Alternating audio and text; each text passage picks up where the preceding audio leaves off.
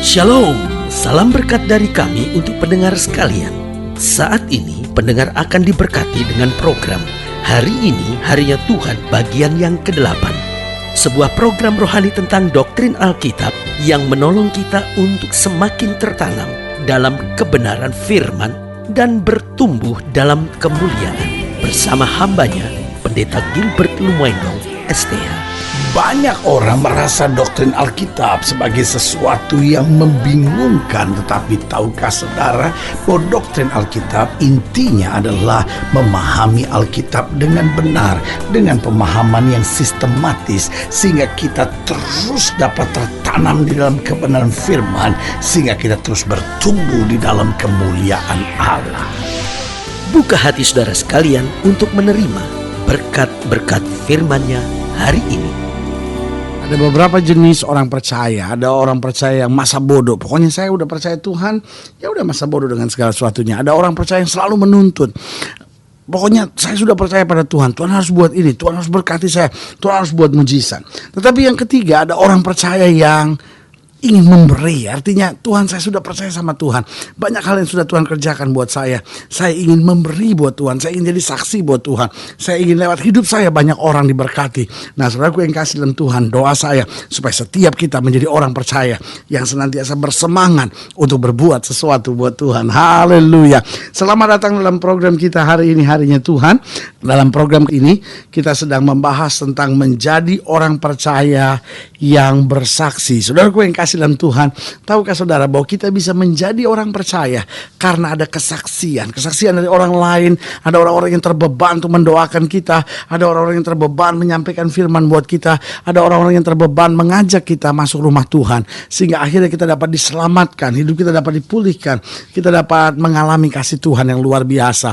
Nah, persoalannya setelah kita sudah percaya pada Tuhan, apakah kita hanya menuntut Tuhan, Tuhan berkati saya, Tuhan kerjakan mujizat buat saya, Tuhan lakukan perkara besar buat hidup saya, Tuhan selamatkan saya, berkati rumah tangga saya. Saudaraku yang kasih dalam Tuhan, itu semuanya baik. Tetapi yang saya mau ingatkan buat saudara, hidup Kristen gak hanya sampai batas di situ. Kenapa? Karena kita tahu bahwa Tuhan menyediakan segala yang baik buat kita. Tetapi sebagai orang percaya, kita harus bangkit menjadi berkat. Kita harus bangkit menjadi saksi Tuhan. Kita harus bangkit dan menyatakan kemuliaan Tuhan, sehingga lewat hidup kita kuasa Tuhan boleh bekerja kepada banyak orang. Haleluya. Nah, saudaraku yang kasih dalam Tuhan, hari ini pembahasan kita masuk pada Lukas pasal 8. Lukas pasal 8 ayat 26 sampai ayatnya yang ke-39. Ini bicara tentang Yesus mengusir roh jahat dari orang Gerasa. Lalu mendaratlah Yesus dan murid-muridnya di tanah orang Gerasa yang terletak di seberang Galilea. Setelah Yesus naik ke darat, datanglah seorang laki-laki dari kota itu menemui dia. Orang itu dirasuki oleh setan-setan dan sudah lama ia tidak berpakaian dan tidak tinggal dalam rumah, tetapi dalam pekuburan.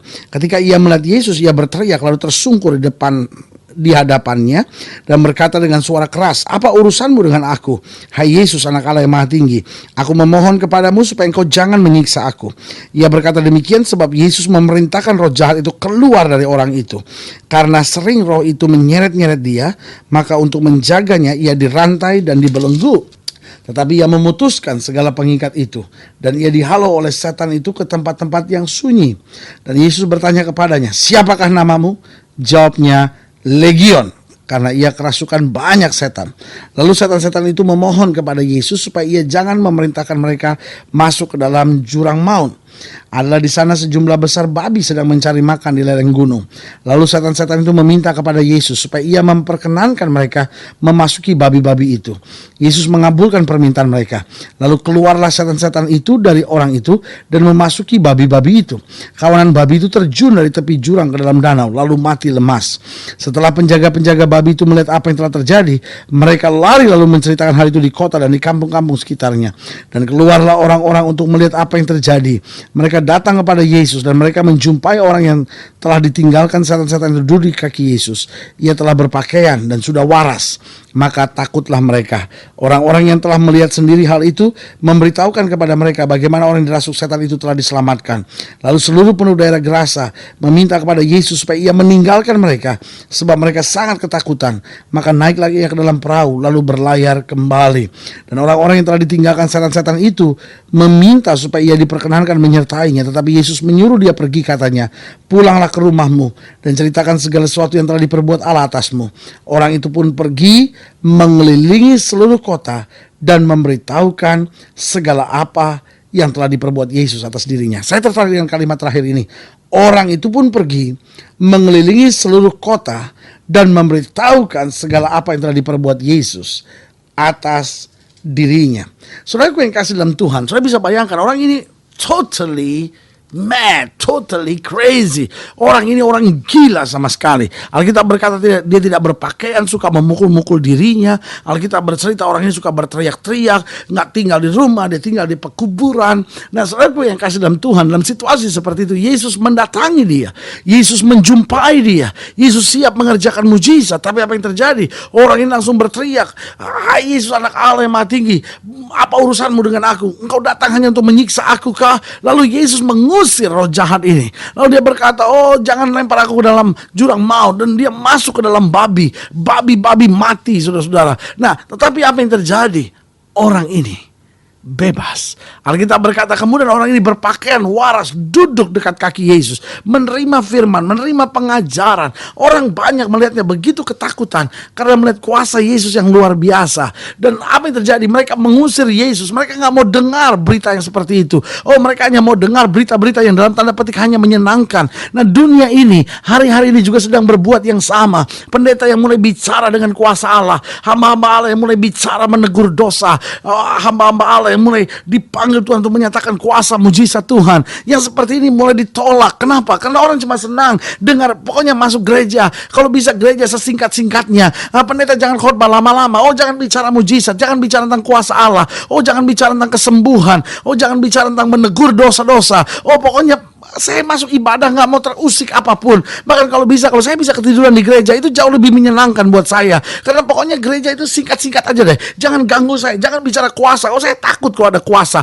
Saya takut kalau ada orang dijamah Tuhan. Saya takut kalau ada orang bisa rebah dalam roh. Saya takut kalau ada orang tiba-tiba dipenuhi dengan bahasa roh. Saya takut kalau orang-orang tiba-tiba dilepaskan dari setan-setan. Aduh, saya bingung memasuki ibadah yang seperti itu. Saudaraku yang kasih dalam Tuhan, pertanyaannya sederhana. Apakah saudara lebih senang bahwa orang lebih sering terikat dengan setan?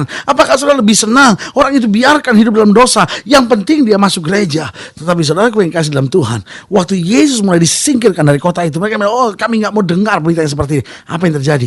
Justru orang yang tadinya gila itu, dia yang sekarang menyatakan mujizat, dia yang sekarang bicara tentang kuasa Allah. Saudaraku yang kasih dalam Tuhan, saudara mau singkirkan bagaimanapun, kuasa Allah tetap akan terjadi, tetap akan bekerja. Karena Alkitab sudah jelaskan bahwa langit dan bumi boleh lenyap, tetapi firman-Nya tinggal tetap. Lalu pertanyaan kita sederhana, lu kenapa orang yang tadinya gila ini justru bisa menjadi saksi Tuhan yang luar biasa? Saudaraku yang kasih dalam Tuhan, saya khawatir waktu kita baca ayat ini, kita nggak ngerti apa-apa. Kenapa? Karena kita pikir, oh, itu orang kan baru gila, masa bisa dia berbuat sesuatu? Saudaraku yang kasih dalam Tuhan, ini seharusnya dicambuk buat kita. Orang ini tadinya gila, tetapi kemudian dia dulu di bawah kaki Yesus, dia dapat menjadi saksi Tuhan. Pertanyaannya, kita yang sudah jauh-jauh hari menerima Yesus sebagai Tuhan dan Juru Selamat, kita yang jauh-jauh hari sudah menjadi orang percaya. Pertanyaan saya sederhana, bisakah kita menjadi berkat seperti dia? Bisakah kita menjadi saksi Tuhan seperti dia? Orang yang sebetulnya baru. Seringkali kan ada banyak orang bilang begitu, wah ini orang kok baru bertobat, bersaksi, wah lagi anget-angetnya, wah semangat Coca-Cola, segala macam kita kritik. Karena kita merasa bahwa orang ini orang baru, masih semangat 45 dan segala sesuatu. Tapi yang Tuhan butuhkan adalah orang-orang yang memang punya hati jadi berkat. Gak peduli tahu apakah dia orang baru, apakah dia orang lama. Intinya cuma sederhana, maukah kita jadi berkat, maukah kita jadi saksi Tuhan, maukah kita menyatakan kemuliaan Tuhan dimanapun kita berada. Pertanyaan kita sederhana, mengapa sebetulnya ia begitu bersemangat untuk menjadi saksi Tuhan? Saya lihat ada beberapa hal yang menarik. Yang pertama, Karena ia mengalami kelepasan mujizat dari Yesus. Saya ulangi sekali, karena ia mengalami kelepasan dan mujizat dari Yesus. Saudaraku yang kasih dalam Tuhan, persoalan dengan kita kadang-kadang, kenapa kita nggak menjadi saksi Tuhan? Saya khawatir kita cuma dengar tentang Yesus, kita hanya tahu tentang Yesus, tapi kita nggak ngalami secara khusus. Karena saudaraku yang kasih dalam Tuhan, saya percaya orang-orang yang ngalami nggak akan bisa diam. Orang-orang yang mengalami, hatinya terbakar oleh cinta Tuhan. Orang-orang yang mengalami mau berbuat sesuatu lebih lagi buat Tuhan. Itu sebabnya selalu saya bilang, kekristenan bukan sekedar sebuah pelajaran. Kekristenan adalah sebuah pengalaman pribadi dengan Tuhan, di mana kita alami kasih Tuhan, kita alami jamahan Tuhan, kita alami kebaikan Tuhan dalam hidup kita. Berarti sekali lagi saya ulangi, mengapa ia begitu bersemangat dalam bersaksi?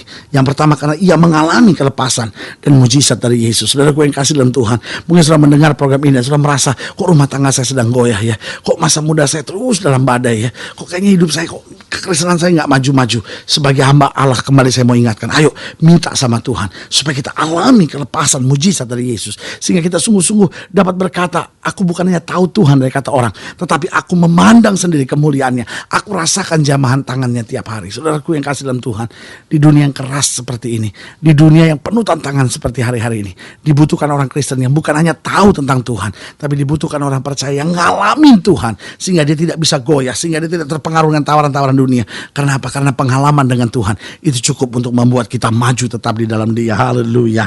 Nah, yang kedua saya pelajari, mengapa ia begitu bersemangat dalam bersaksi. Yang kedua, karena ia sadar akan tipu daya iblis. Dia mau bersaksi kemana-mana karena dia tahu selama ini iblis telah membelenggunya, iblis telah menipunya, iblis telah menyeretnya, iblis telah menghancurkannya. Dia tidak mau setan ini terus mengikat dan menghancurkan banyak orang. Saudaraku yang kasih dalam Tuhan, tegakah saudara melihat anak-anak saudara akhirnya dirampas oleh setan? Tegakah saudara melihat suami saudara, istri saudara, keluarga saudara dipecah-pecah oleh setan? Setan sedang mau mengendalikan, menguasai, dan kita langsung marah sama suami dan bilang, biarin dia mau apa kayak terserah, dia mau judi kayak, dia mau minum mabuk kayak terserah, saya udah gak mau pusing sama dia. Saudaraku yang kasih dalam Tuhan, ini persoalannya bukan bagaimana saudara benci sama suami saudara, ini bukan persoalannya bagaimana saudara benci dengan anak-anak saudara yang telah mengecewakan saudara, tapi ini saatnya saudara tahu bahwa di belakang suami saudara yang menyeret dia pergi ke tempat pelacuran, yang menyeret dia untuk pergi ke diskotik, yang menyeret dia untuk pergi ke tempat perjudian, ada kuasa setan, ada kuasa iblis yang harus kita hancurkan dalam nama Yesus. Peperangan kita, kata Alkitab, bukan melawan darah dan daging. Musuh kita bukan manusia, tetapi roh-roh jahat di udara yang mau merampas anak-anak saudara, yang mau membawa anak-anak saudara pacaran dengan orang tidak seiman, yang mau menyeret anak-anak saudara akhirnya lari dengan diskotik, seks bebas, minum mabuk, dan hal-hal duniawi. Ini saatnya kita mulai patahkan setiap kuasa kegelapan. Lewat apa? Lewat doa kita, lewat peperangan rohani kita. Kita mulai runtuhkan setiap kuasa-kuasa kegelapan yang mau mengikat dan mau membelenggu dalam keluarga kita. Dan yang ketiga, mengapa ia menjadi orang percaya yang begitu bersemangat? Yang pertama sudah saya jelaskan, karena ia mengalami kelepasan mujizat dari Yesus. Yang kedua, karena ia sadar tipu daya iblis. Dan yang ketiga, karena ia memiliki beban agar orang lain dapat diselamatkan. Dalam hatinya sederhana, saya aja yang tadinya gila begini bisa diselamatkan, apalagi mereka. Saudaraku yang kasih dalam Tuhan, biarlah setiap kita punya tekad yang sama. Tuhan, saya sudah mengalami kelepasan dan mujizat dari Tuhan. Tuhan, saya sadar tipu daya iblis sedang merasuk pada banyak orang. Berarti dimanapun saya berada, saya harus membawa kabar sukacita oleh kuasanya. Dan yang ketiga, Tuhan, biar saya punya beban supaya orang lain juga dapat diselamatkan. Karena saya diselamatkan karena ada orang lain yang terbeban buat hidup saya. Haleluya. Kalau saya ingin dilayani lebih jauh, hubungi kami melalui telepon, hubungi kami melalui surat, kunjungi website kami, karena kami ada untuk membawa Bapak Ibu sudah senantiasa lebih dekat pada Tuhan, mengalami kasih kuasa mujizat yang luar biasa. Haleluya. Saudara yang kasih dalam Tuhan, saya juga mau berdoa buat saudara sekarang, saudara-saudara yang sakit, saudara-saudara yang berbeban berat, saudara-saudara yang rindu menjadi saksi Tuhan. Saudara boleh taruh tangan kanan saudara di dada dan kita doa.